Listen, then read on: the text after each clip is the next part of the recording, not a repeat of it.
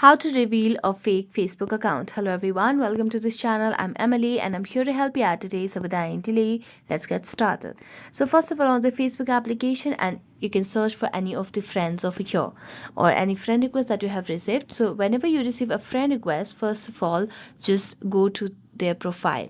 So here I'm just going to search for any random profile over here, and then all you have to do is just check their profile over here. Just check their about info page where you get to say the overview, their work and education, places lived, contacts and basic informations, family and relationships, details about the particular person and life events.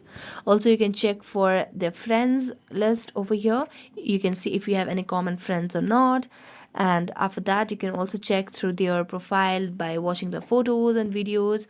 And if you do not feel that the person is reliable, you can just tap on the three dotted lines at the right side of the screen and you can just tap on block and you can just block that person and avoid it.